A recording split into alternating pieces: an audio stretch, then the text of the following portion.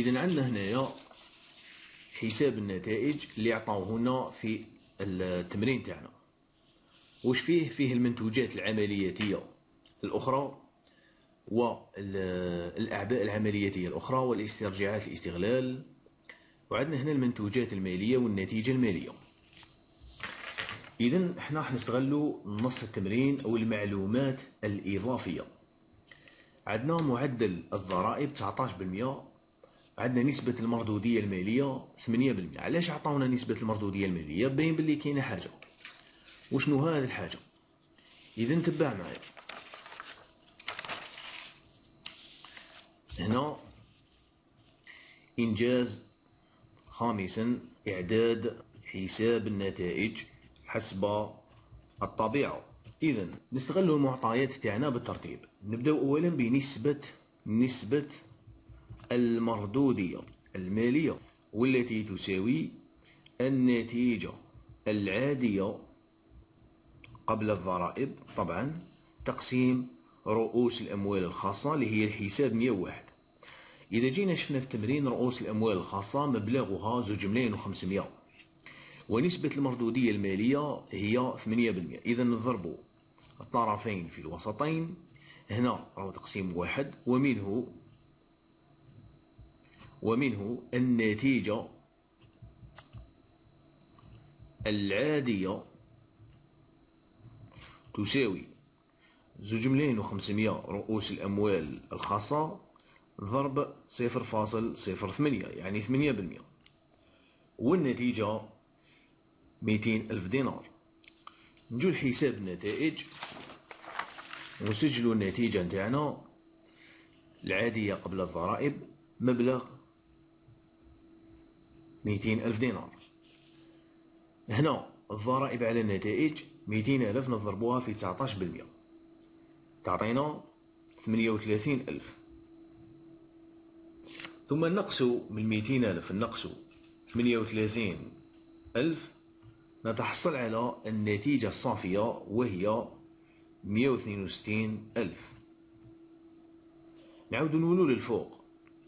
نعلم أن النتيجة العادية هي النتيجة المالية زائد النتيجة العملياتية، ومنه النتيجة العادية عندنا 200,000 والنتيجة المالية عندنا 20,000، فبالتالي المستوى 7 ناقص المستوى 6 يعطينا المستوى 5 اللي هو النتيجة العملياتية. إذا 200,000 ناقص 20,000 النتيجة العملياتية هي 180,000. الأعباء المالية وشنوها؟ عندنا النتيجة المالية وعندنا المنتوجات المالية.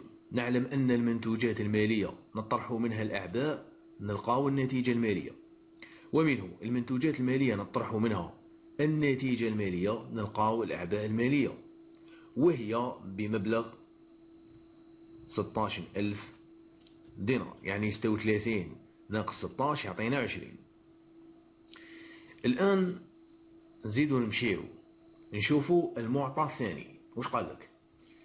قال لك نسبة المردودية الاقتصادية 16%. إذا جينا حنايا إلى نسبة المردودية الاقتصادية وكتبنا القانون نسبة المردودية الاقتصادية، هذو القوانين نلقاوهم في درس الوحدة الثامنة، وراني شارحه في القناة الخاص بحساب نتائج حسب الطبيعة، وهذو قوانين تحليل مستويات النتائج. إذا نسبة المردودية الاقتصادية تساوي ال EBE اللي هو إجمالي فائض الاستغلال تقسيم الموارد الثابتة، والتي تتشكل من الحساب 101 عندنا في نص التمرين 2,500، والحساب 164 اقتراضات لدى مؤسسات القرض. وقال لك في التمرين اقتراضات لدى مؤسسات القرض هي عبارة عن قرض بنكي، يعني احنا حسبنا أصل القرض V0 ولقينا النتيجة 1,500,000 دينار، ومنه نفس الشيء نضربوا الطرفين في الوسطين، فبالتالي ال EBE نتاعنا راح يكون يساوي EBE يساوي واش يساوي الحساب 101 اللي هي 2,500 زائد الحساب 164 اللي حسبناه ولقيناه 1,500,000 و500 ألف اقتراضات لدى مؤسسات القرض، نضربوها في 0.16 يعني 16%، والنتيجة 640 ألف دينار. ومنه نجو حساب النتائج. الأو بي أو إجمالي فائض الاستغلال مبلغه 640 ألف. نزيدو نشوفوا ضرائب والرسوم وأعباء المستخدمين عطاوهم منا في الجدول الخاص بإعادة ترتيب الأعباء.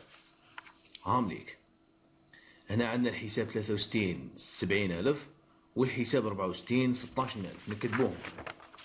إذا عندنا 70 ألف وعندنا 16 ألف. وبما أنه عندنا إجمالي فايل الاستغلال وإحنا باه نحسبوه في الأصل المستوى 4، ننطلقوا من القيمة المضافة، نطرحوا منها الحساب 63 و 64 نلقاو المستوى 4. فبالتالي إذا نزلنا نطرحوا، إذا طلعنا يعني صعدنا نتجمعوا. إذا نتجمعوا 640 ألف زائد 700 ألف ولا 70 ألف زائد 16 ألف، نتيجة القيمة المضافة 72 ألف ولا 726 ألف دينار. يعني رانا لاباس نقدروا نحسبوا مخصصات الاهتلاك. مخصصات الاهتلاك هي، حنا عندنا إجمالي فايل الاستغلال كي نزيدولو المنتوجات العملياتية ونقصولو الأعباء العملياتية ونزيدو نقصولو مخصصات للاهتلاك ونزيدولو استرجاعات الاستغلال، نتحصلوا على النتيجة العملياتية. صح، حنا مخصصات الاهتلاك ما عندناش. هيا نتجمعوا هاد المبالغ ونطرحوا واش نطرحوا، ثم نتحصل على مخصصات الاهتلاك. إذا نتجمعوا الحساب أو المبلغ 640 ألف زائد 112 ألف، نطرحوا منه الأعباء العملياتية 25 ألف، ثم نزيدوا له 8 ولا 86 ألف، نلقاو 813 ناقص الحساب 68 يساوي النتيجة العملياتية 180 ألف. ومنه نجيبو 180 ألف من، وهذه ناقص مخصصات الاهتلاك نرجعوها في طرف المساواة الآخر تصبح موجبة. يعني الحساب 68 يساوي 813 ألف زائد ولا عفوا ناقص 180 ألف. إذا الحساب 68 يساوي 813 ألف ناقص 180 ألف، النتيجة 633 ألف دينار. نكتبوها هنا 633 ألف. نزيدو نمشيو نكتبوها أيضا في جدول إعادة توزيع الأعباء، لأننا راح نلقاوها أثناء التوزيع. الآن استهلاك السنة ما عطاوهوليش، نروحو الآن إلى المعلومات الإضافية نزيدو نتجبدو. واش قالك؟ مخزون أول المدة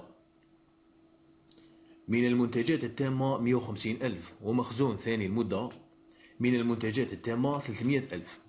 ونحن نعلم أن مخزون ثاني المدة ناقص مخزون أول المدة يعطينا الحساب 72، يعني الإنتاج المثبت. إذن 300 ألف دينار ناقص 150 ألف دينار، النتيجة 150 دينار. ونكتبها في الإنتاج المثبت، عفوا المخزن الفوق 150 ألف دينار. إنتاج المثبت ما عندناش، إعانة الاستغلال ما عندناش. نزيدو نشوفو معلومة إضافية أخرى. قال لك معدل دوران الزبائن 10 دورات، ومتوسط ديون الزبائن والحسابات الملحقة 140 ألف دينار. هذه تفكرنا في القوانين الخاصة بنسب دوران الزبائن في درس الميزانية الوظيفية. نعلم أن المبيعات تقسيم متوسط ديون الزبائن وش يعطينا دوران الزبائن.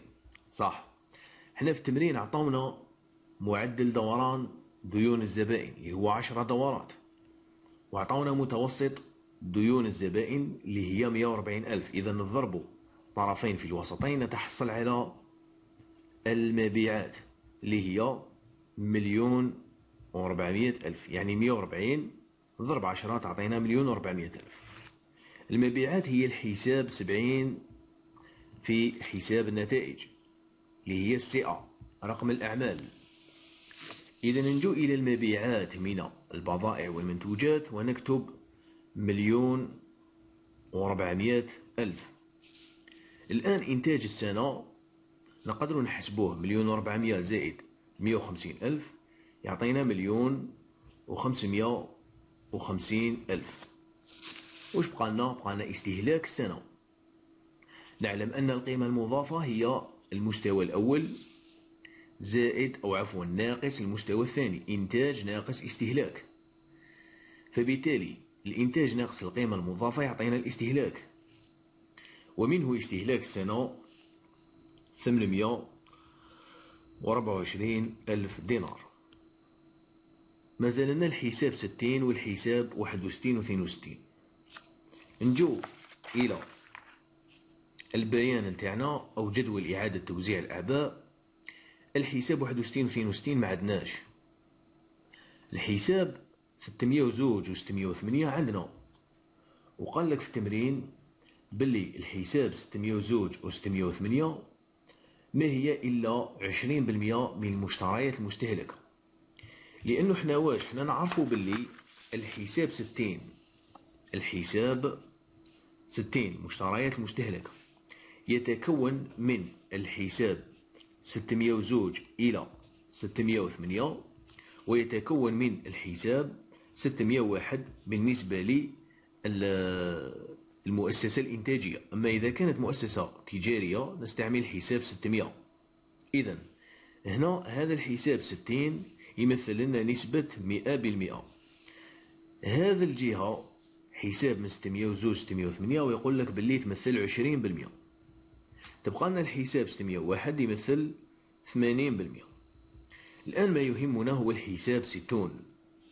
بما أنه يعني نديرو معادلة فقط، بما أنه الحساب 602 608 قدر بمبلغ 158,000،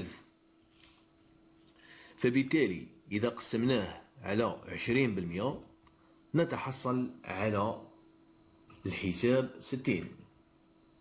إذا نحسب 158,000 تقسيم 20%، النتيجة 790,000 دينار، وهو الحساب